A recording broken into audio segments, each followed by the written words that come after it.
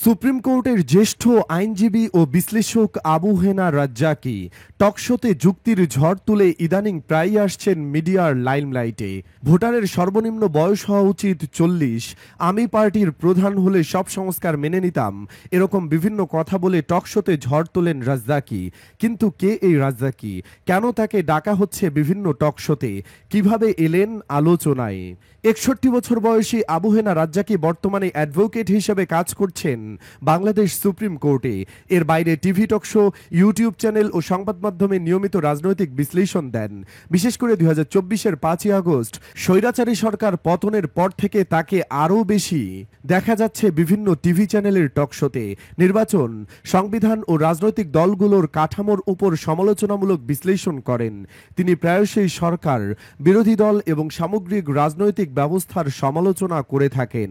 একজন আইনজীবী হিসেবে তিনি রাজনৈতিক বিষয়গুলোকে আইনের দৃষ্টিকোণ থেকে বিশ্লেষণ করতে পারেন, যা দর্শকদের কাছে বিষয়টি আরও সুস্পষ্ট করে তোলে। সে কারণে টিভি চ্যানেলগুলো বারবার টকশোতে ডাকেন এই বিশ্লেষককে। টকশোতে সকল বিষয়ে নির্ভীক আলোচনা করতে দেখা যায় রাজ্জাকীকে। বিএনপি নেতা ইশাকের মেয়র হওয়া নিয়ে যখন তোলপাড় চলছিল, তখনই তিনি বলেছিলেন, আদালতের রায়ের পর ইশাকের উচিত ছিল থেমে যাওয়া। সংস্কার কমিশনের বিভিন্ন সিদ্ধান্ত নিয়েও দ্ব্যর্থহীন কথা বলেন তিনি। একজন ব্যক্তির একই সাথে দলীয় প্রধান, সংসদ নেতা এবং প্রধানমন্ত্রী থাকার বিষয়টিকে ওয়ান ম্যান শো হিসেবে অভিহিত করেন তিনি। একই দল থেকে প্রধানমন্ত্রী ও রাষ্ট্রপতি নির্বাচনেও বিপক্ষে মত দেন তিনি। বিএনপিকে উদ্দেশ্য করে এক টক শোতে তিনি বলেন, আপনারা যে নির্বাচন চান, ইউনূস তা দিতে পারবে না। আবু হেনা রাজ্জাকীকে সাম্প্রতিক আলোচনায় বিভিন্ন টক শোতে ডাকা হয়, সেখানে তিনি আলোচনার গভীরে গিয়ে বিশ্লেষণ করেন।